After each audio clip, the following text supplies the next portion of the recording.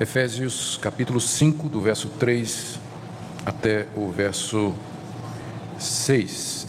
Ouçamos a leitura.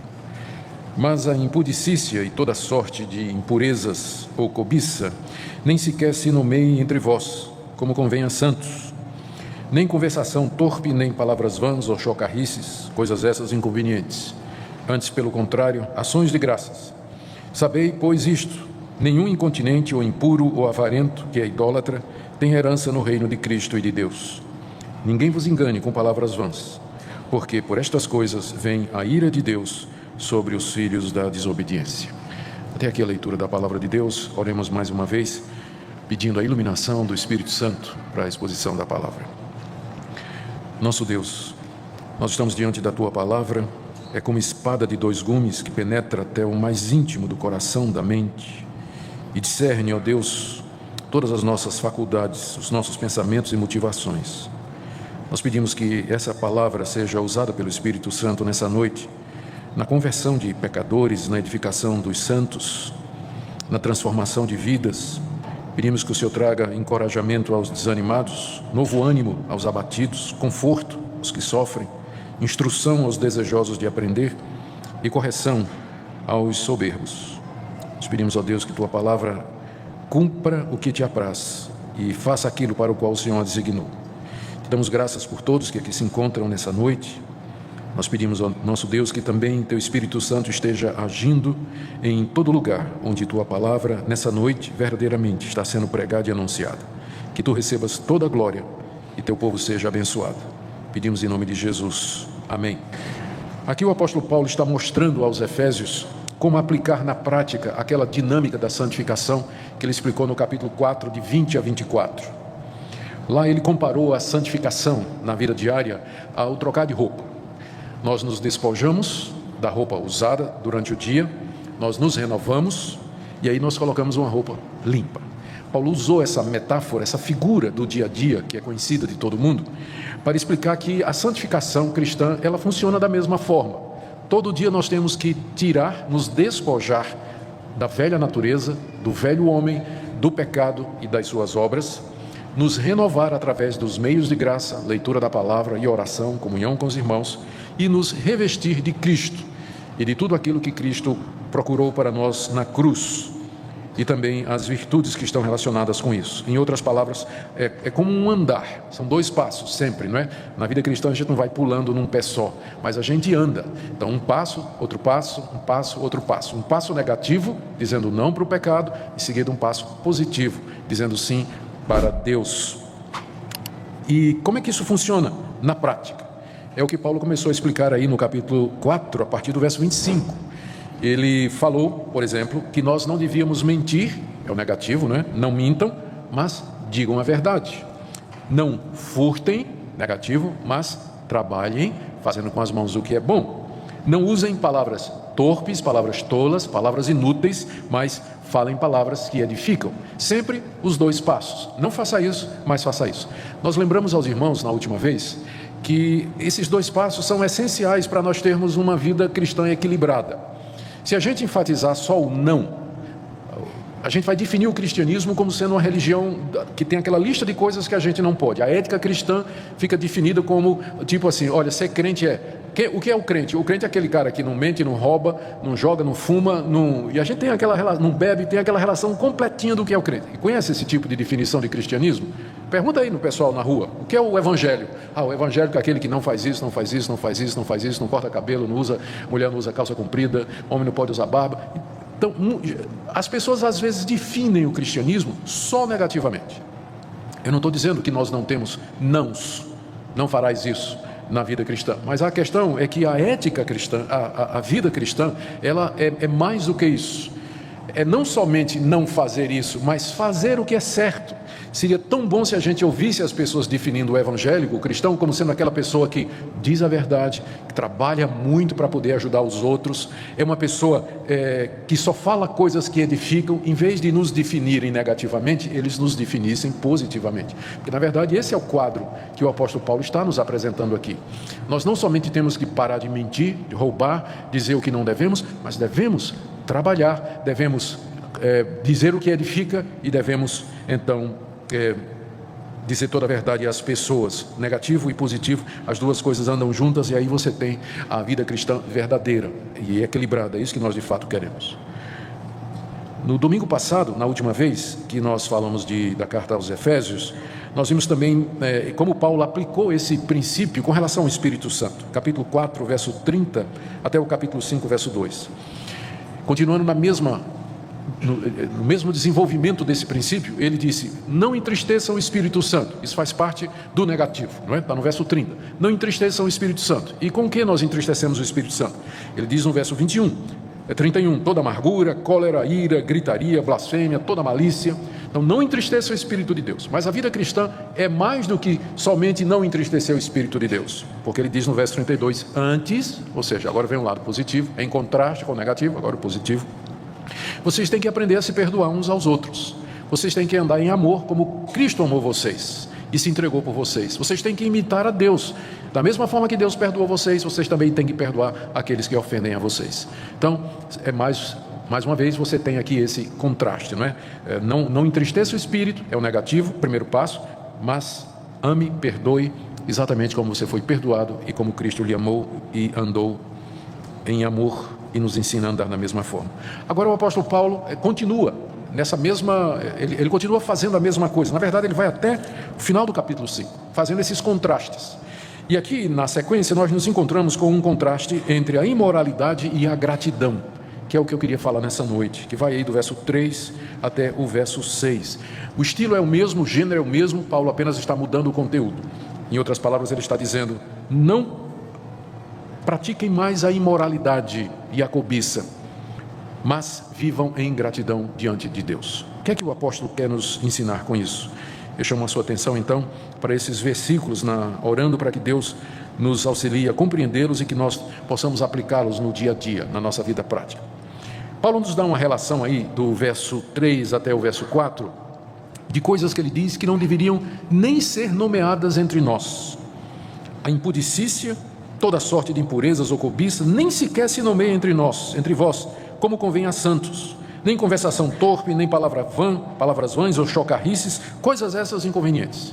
Então ele dá aqui uma relação de coisas que a gente não deveria nem mencionar, não deveria fazer parte da nossa conversa. E quais são elas? São 5 coisas, na verdade 6. Primeiro, da lista, aí no verso 3, ele diz a impudicícia. Às vezes os nossos tradutores, por causa da preocupação em que a Bíblia tem uma linguagem clássica bonita, coloca a palavra que ninguém sabe o que é. A palavra impudicícia no grego é porneia. Todo mundo sabe o que é porneia, não sabe? Então você sabe mais grego do que português. Porque se eu perguntasse o que é impudicícia, mas se eu perguntasse o que é pornos ou pornografia, todo mundo saberia. Então é um teste para dizer que vocês sabem mais grego do que português, pode ter certeza hoje à noite. A palavra impudicícia no grego é porneia. É a palavra básica na língua grega, de onde vem porneia, pornografia, pornofonia, e significa todo tipo de imoralidade sexual. E a lista na Bíblia é grande. Essa palavra porneia, ela enquadra adultério, fornicação, homossexualismo, pensamentos impuros, a cobiça sexual, tudo é coberto por essa palavra no Novo Testamento grego. Então, primeiro Paulo a usa de uma forma muito geral, não é? Ele diz, olha, isso é o tipo de coisa que não pode nem se nomear entre vocês, a imoralidade sexual. A imoralidade sexual, toda sorte de imoralidade sexual. Depois ele diz uma palavra que é muito parecida, que foi traduzida bem literalmente, é a palavra impureza. A impureza. A impureza é a ideia de sujeira, não é? Aquilo que é sujo, aquilo que contamina. Essa palavra, ela vem lá da linguagem sacerdotal e levítica do Antigo Testamento. Quando uma pessoa era tornada impura, porque ela quebrava alguma lei de Deus, ela tinha que ser purificada através do sangue de sacrifícios de animais que eram oferecidos no altar por um sacerdote. Então, é uma palavra que era muito carregada de teor religioso, né? Uma pessoa impura no Antigo Testamento e também até no Novo, na época de Jesus, era uma pessoa que ela não podia mais ter contato com outras até que ela fosse completamente purificada. Paulo, quando usa aqui, Paulo era um rabino, treinado no judaísmo, era um judeu, conhecia a linguagem do Antigo Testamento. Então, quando ele fala impureza, ele está falando toda sorte de atitude que nos torna impuros diante de Deus e que evitam a comunhão com Deus e como que nos alijam ou lançam fora da comunhão com Deus, juntamente com todo tipo de imoralidade. Depois ele diz cobiça. Essa palavra é bem conhecida, nós sabemos o que é cobiça, é você desejar o que os outros têm.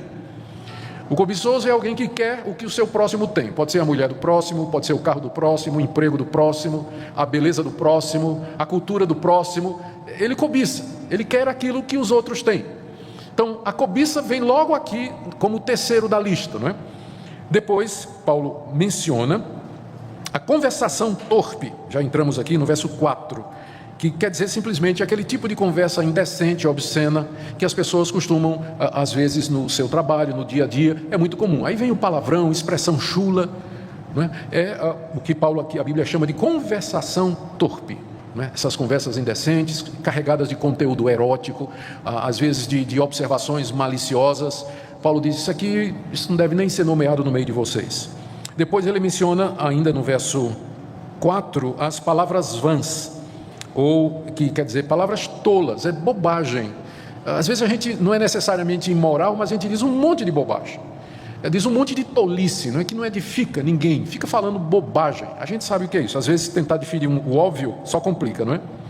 E Paulo termina a lista aí no verso 4, dizendo chocarrices. Chocarrice simplesmente quer dizer uma piada sem graça e de conteúdo sujo, uma piada imoral, né? Que é um gracejo imoral que as pessoas costumam contar e dizer.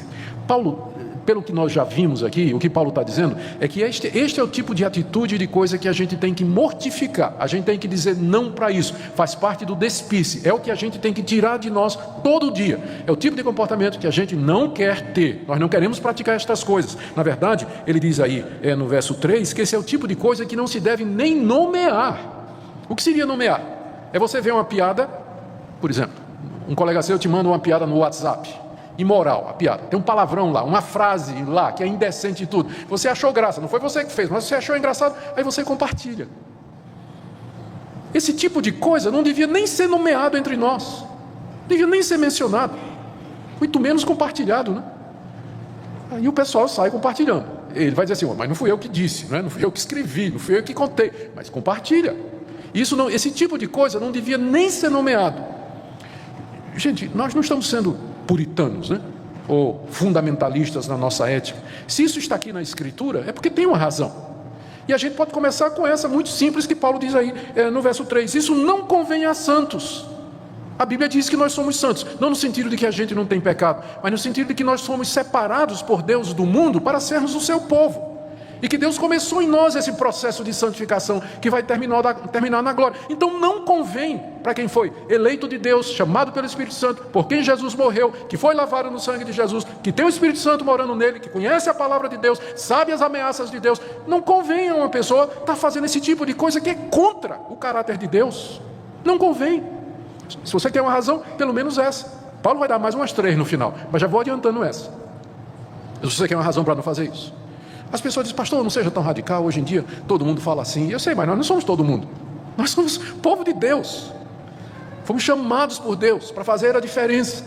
Às vezes as pessoas pensam que a maneira de ganhar o mundo é a gente falar como o mundo, se vestir como o mundo, se divertir como o mundo, caminhar como o mundo, viver como o mundo, e para todo lugar que o mundo vai, a gente acha que isso vai estabelecer uma espécie de ponte entre a igreja e o mundo, e que o mundo então vai ser atraído para nós. Na história, o que a gente vê é o contrário. Quando a igreja faz essas pontes, não é o mundo que vem para a igreja, mas a igreja que vai para o mundo.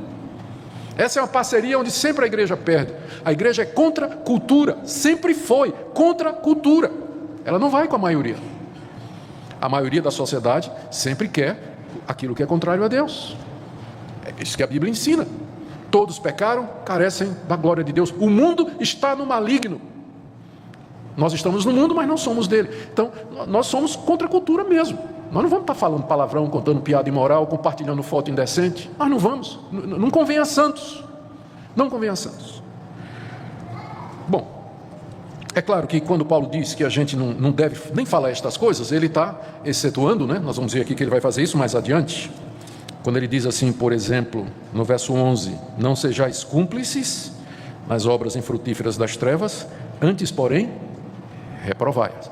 Então, se a única exceção a essa regra é quando você vai tomar essas coisas para você corrigir um irmão.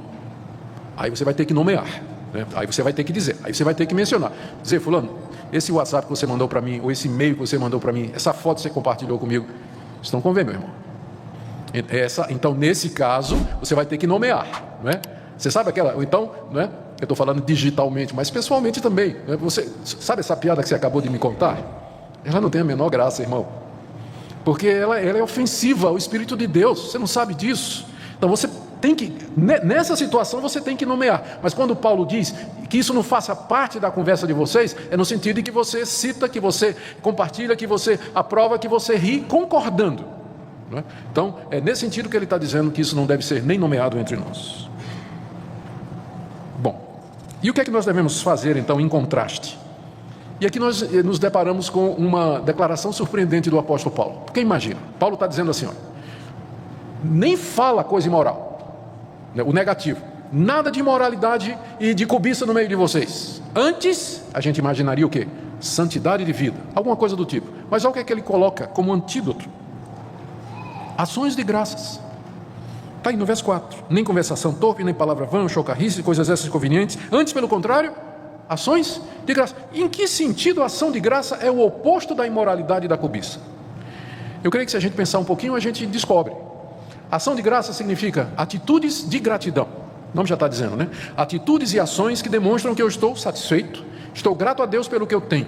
É a maneira de viver de uma pessoa que está feliz com o que ele é, com o que ele tem, está satisfeito, agradece a Deus o carrinho dele, agradece a Deus a esposa que Deus lhe deu, agradece a Deus o emprego que ele tem, agradece a Deus a cara feia que ele tem. Ele agradece a Deus, ele está contente, ele sabe que Deus é o soberano de todas as coisas, que Deus está no controle de todas as coisas, então ele está feliz. Não quer dizer que ele não vai se esforçar um pouco mais, né, para subir na vida, um emprego melhor, comprar um carro melhor, ou quem sabe dar um jeito na cara dele, ou melhorar. Ele pode fazer um monte de coisa, entende? Mas ele pode fazer isso por outra razão, não porque ele diz assim: puxa vida, Deus me fez essa pessoa, eu não aceito essa maneira que Deus me fez, essa mulher que Deus me deu, não aceito essa mulher, vou arrumar uma outra melhor. Não. A pessoa que está grata a Deus, ela não vai cobiçar a mulher do próximo, essa pessoa não vai cobiçar o marido da próxima, não vai cobiçar o carro, o emprego, nada do próximo. Por quê? Porque a vida dela é ação de graças, ela está feliz, ela está grata a Deus pelo que ela tem. Então é nesse sentido que a gratidão é o oposto da imoralidade. Porque se você está feliz, se você está grato a Deus, você não vai procurar se satisfazer pulando a cerca com a mulher do próximo ou com o homem do próximo, ou com a mulher ou um homem que não são seus. Você não vai fazer isso, porque você está feliz, você está grato a Deus pelas coisas que Deus lhe deu. Então é por isso que a gratidão é o oposto da imoralidade e da cobiça. Por isso que Paulo diz: longe de vocês toda imoralidade. Antes, aí vem um lado positivo, ação de graças. Agora, quais são os motivos que Paulo nos dá para isso? Por que é que eu devo viver uma vida de gratidão e nem ao menos nomear a imoralidade e a cobiça entre nós? A primeira razão eu já disse a vocês, já adiantei, está no verso 3. Ele diz assim: porque isso não convém a santos. Não convém a santos. Então já expliquei essa razão. A segunda razão que Paulo diz está aí no verso 4. Ele diz que não haja conversação, verso 5. Sabeis, pois isso: nenhum incontinente ou impuro ou avarento que é idólatra tem herança no reino de Cristo e de Deus. Ele está dando aqui mais uma razão para você largar a imoralidade e a cobiça e viver uma vida de gratidão a Deus. A razão é essa: Cristo já reina, Cristo já tem um reino. É verdade que o reino de Cristo na sua plenitude ainda é futuro. Nós aguardamos a vinda do Senhor Jesus, quando Ele vai inaugurar o novo céu e a nova terra, onde habita a justiça. E essa é a nossa esperança, a vinda do Senhor Jesus. Mas Ele já reina, Ele já está sentado à direita de Deus, Ele já tem todo o poder no céu e na terra, e Ele já está executando o seu plano aqui nesse mundo. Paulo diz aqui que os santos, os que são de Cristo, já têm parte com Ele. Aqui nesse mundo nós já participamos, nós somos herdeiros desse reino de Cristo. Nós estamos no mundo, mas na verdade nós não pertencemos a ele. Nós somos cidadãos brasileiros, mas também cidadãos do reino celestial. E como tal, nós já experimentamos aqui nesse mundo um pouco daqueles poderes, daquelas virtudes que nos estão reservadas no final de todas as coisas, quando Cristo vier. Nós já experimentamos perdão, nós experimentamos um pouco de santificação, amor, paz, tranquilidade, comunhão com Deus, conhecer a Deus e o seu Filho Jesus Cristo. Todas estas coisas nós já experimentamos aqui. É isso que significa ter parte ou ser herdeiro do reino de Cristo, porque Ele já reina. E o reino dele já irrompeu aqui nesse mundo, desde que Ele veio. O que Paulo está dizendo aqui é que determinadas pessoas não podem entrar no reino de Cristo, não podem fazer parte do reino de Cristo. Ele dá a relação aqui, olha, saibam isso. Nenhum incontinente, todo mundo sabe o que é incontinência, é falta de domínio. É falta de domínio próprio, de você se controlar. Você simplesmente não consegue se controlar. Então a incontinência aqui é nessas áreas que foram mencionadas. A pessoa que simplesmente não tem controle sobre os seus desejos sexuais, sobre os seus impulsos sexuais, por exemplo, ou o desejo de ter aquilo que não lhe pertence. Então a pessoa que não se controla, Paulo está dizendo, essa não tem parte no reino de Cristo. Por quê? Ora, porque um dos privilégios de ser de Cristo é ter o Espírito Santo em nós. E o fruto do Espírito é o quê? Domínio próprio. Domínio próprio. Então uma pessoa que é descontrolada, ela não consegue se controlar, ela está vendo pornografia o tempo todo, está olhando para as mulheres e cobiçando as mulheres, imaginando coisa o tempo todo, olhando para os homens a mesma coisa, olhando para o carro do vizinho, olhando para tudo que ele vê, ele quer, ele não tem controle disso. Isso é uma prova de que ele não é de Cristo. Eu não estou dizendo que um verdadeiro cristão não possa acontecer isso com ele, mas se acontecer tem que ser exceção. Tem que ser exceção, tem que ser um acidente de percurso. Esse tipo de coisa, a incontinência espiritual, ela não pode ser aquilo que marca a sua vida. Se você vem sendo incontinente espiritual sua vida toda, então alguma coisa está errada. Alguma coisa tem que estar errada, porque ele está dizendo aqui, nenhum incontinente faz parte do reino de Cristo. Não sou eu que estou dizendo, é o apóstolo Paulo. Nenhum incontinente faz parte do reino de Cristo. Ele continua. Nenhum impuro. A impureza aqui eu já expliquei, ela está relacionada com a impudicícia, a porneia, é a impureza sexual. E como eu disse, infelizmente, no andar dessa vida, um crente verdadeiro pode tropeçar e cometer uma porneia, uma imoralidade sexual. Infelizmente, ele pode errar, ele pode fazer o que não devia, mas se ele é crente de verdade, ele vai chorar muito, ele vai se arrepender muito, ele vai amargar o que ele fez, ele vai desejar que Deus o levasse de volta no tempo para que ele pudesse passar por aquele período e fazer a coisa certa, porque ele não quer nunca mais fazer isso. Ele está arrependido, está disposto a assumir as consequências do seu erro. Mas o que é impuro, ele continua a fazer a impureza. Ele pode até sentir um pouco de remorso aqui e acolá, mas ele continua na imoralidade, no adultério, na fornicação. Ele continua nesse tipo de coisa. Então esse também não tem parte no reino de Cristo e no reino de Deus. Olha o que Paulo diz em terceiro lugar. E nem o avarento, que é idólatra. Ué, em que sentido a pessoa que é avarenta? Avarento é quem gosta de dinheiro, né? E por isso segura o dinheiro. Para separar o avarento do seu dinheiro tem que ser, é briga, né? Tem até aquela expressão, a gente chama de mão de vaca, né? Porque a mão de vaca é um casco fechado. Lá em São Paulo o pessoal definiu o avarento como alguém que era capaz de atravessar o rio Tietê a nado com um sonrisal na mão e o sonrisal não derrete. Fechado assim, não derretia o sonrisal, né? Que é a mão fechada mesmo. Acho que aqui deve ter essa mesma piada que vocês não riram, né? Então já devem ter ouvido isso aqui. Mas por que Paulo diz que o avarento é idólatra? Vocês sabem a resposta. É que na Bíblia, o amor ao dinheiro, ele é considerado como um Deus. Inclusive Jesus disse, vocês não podem servir a Deus e a Mamon. Mamon é o nome do Deus, dinheiro. Então o dinheiro aparece na Bíblia como sendo o rival de Deus. Por que o dinheiro é o rival de Deus? Porque as pessoas, em vez de confiar em Deus, confiam no dinheiro. Em vez de apelar a Deus para resolver os seus problemas, eles querem ter dinheiro para resolver os seus problemas. Em vez de buscar felicidade em Deus, eles vão buscar felicidade no dinheiro. É nesse sentido que, para muita gente, o dinheiro é Deus. E é por isso que a Bíblia diz que o avarento, ele é idólatra. Ele se curva diante do dinheiro como se fosse Deus. Então, se a sua atitude é essa, você pode até professar o cristianismo, se dizer cristão, mas se você sabe que sua vida é assim, gira em torno do dinheiro, você espera dinheiro para ser feliz, para resolver seus problemas, realizar seus desejos, para se sentir seguro. Eu não estou dizendo que a gente não precisa de dinheiro, gente. Mas eu estou dizendo, me referindo àquelas pessoas que fazem do dinheiro a sua fonte de confiança, de esperança e de felicidade aqui nesse mundo. Isso é idolatria. E Paulo está dizendo aqui que o avarento, ou seja, aquela pessoa que ama o dinheiro a ponto de fazer do dinheiro um ídolo, esse também não tem parte no reino de Cristo e no reino de Deus. É o que diz o verso 5. Então, se você quer uma razão para abandonar a cobiça, a avareza e a imoralidade e viver uma vida de gratidão pelo que você tem, está aqui essa razão. Quem pratica estas coisas não faz parte do reino de Cristo, não vai entrar no reino de Deus. Quem vive desta forma, sem controle na área sexual e nessa área também do dinheiro, fazendo o dinheiro um ídolo e um Deus, esse não tem parte no reino de Deus. Mas deixe-me colocar aqui a última razão que Paulo coloca.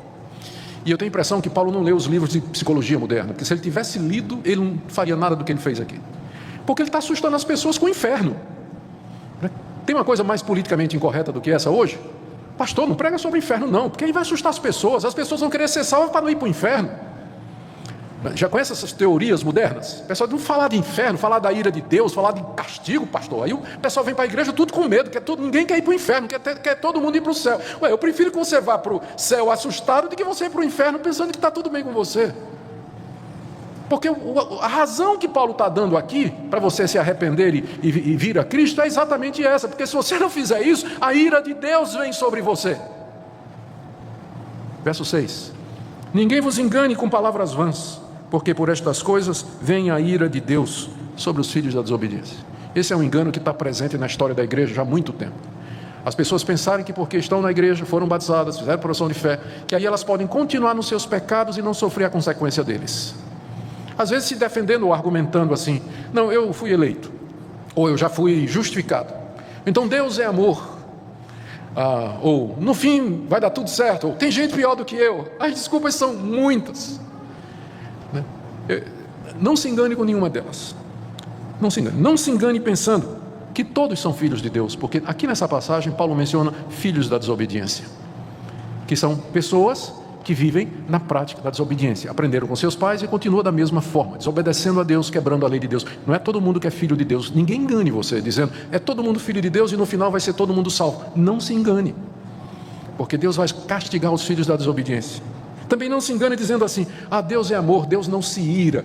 Paulo está falando aqui da ira de Deus. O que é que você acha que é a ira de Deus? É Deus levantar uma sobrancelha, olhar assim e dizer e ficar por isso? Você acha que é isso a ira de Deus? A ira de Deus é a manifestação da sua justiça retributiva, em que Deus trata o pecador como ele merece. Eu estou falando do inferno. É isso que a ira de Deus significa. Não se engane pensando que mas isso é uma coisa que vai acontecer no futuro. Paulo está dizendo que a ira de Deus vem, aqui e agora. Ela já vem sobre o pecador impenitente, já vem sobre quem vive dessa maneira, aqui e agora. Ele já começa a sentir os efeitos disso, até a consumação, quando a ira de Deus será derramada plenamente sobre ele. Portanto, querido, ninguém engane você. Não se deixe enganar com esse discurso de que você pode continuar a viver na prática da imoralidade, do adultério, da fornicação, da cobiça, da inveja, da maledicência. Ninguém engane você com essas palavras. Você pode continuar a viver do mesmo jeito, porque é pela graça. Deus é amor, Deus não castiga ninguém. Não se engane. Não se engane. A ira de Deus vem para quem pratica estas coisas. Eu preciso terminar fazendo uma distinção aqui. A distinção é entre o crente verdadeiro, que às vezes pode cometer esse tipo de coisa, e aquele que vive na prática dessas coisas. O que Paulo está condenando aqui, Paulo está sentenciando aqui, são aquelas pessoas cuja vida é marcada por isso, onde não há sinal de mudança, não há sinal de regeneração e de novo nascimento. Então não se iluda, se durante a sua vida toda não há arrependimento disso, não há mudança disso, não há desejo de abandonar isso, então você deve muito bem se perguntar se você de fato conhece a Deus e conhece ao Senhor Jesus Cristo. Você pode ser um desses sobre quem a ira de Deus está vindo, mas eu quero lhe dizer nessa noite que só o fato de você estar aqui ouvindo essa mensagem já é um sinal da graça de Deus e do favor de Deus para você.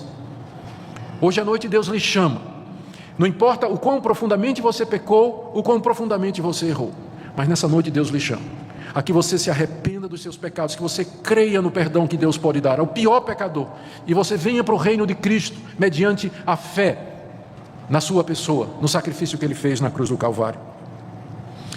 Não pense que nós estamos dizendo palavras vãs. Não pense que nós estamos dizendo palavras vãs. As palavras que nós estamos dizendo aqui nessa noite são palavras da Escritura, não são palavras minhas. Eu estou dizendo a vocês o que é que Paulo está dizendo. E Paulo foi inspirado por Deus, ele está falando as palavras de Deus. Então Deus está lhe dizendo nessa noite: abandone esse caminho, nem se nomeie entre vocês esse tipo de coisa, mas vivam uma vida de gratidão. Talvez você se pergunte: mas onde é que eu vou encontrar forças para isso? É o que eu preguei no domingo passado. Não entristeça o Espírito Santo, porque é dele que vem o poder para isso, ele que habita em nós. Deus nos deu o Espírito Santo exatamente para isso, para que nós tivéssemos poder para dizer não às chocarrices, às palavras injustas, impuras, e dizer palavras que edificam, e fazer aquilo que é correto. Se você de fato se arrepender e buscar a plenitude do Espírito de Deus e se submeter a Ele, eu digo a você nessa noite, em nome do Senhor Jesus, que Deus vai lhe dar o poder para você se levantar, para você quebrar esse hábito pecaminoso, para que você de fato viva uma vida para Ele. Que Deus queira aplicar essa palavra, meus irmãos, ao nosso coração. Que Deus nos dê a graça de sermos conhecidos como o povo que pratica o bem, que vive uma vida reta, uma vida de amor, uma vida de compaixão, uma vida de bênção para outras pessoas. Isso somente é possível quando nós dizemos não para a porneia e a cobiça e dizemos sim para uma vida de gratidão ao nosso Deus. Que Ele nos abençoe. Amém.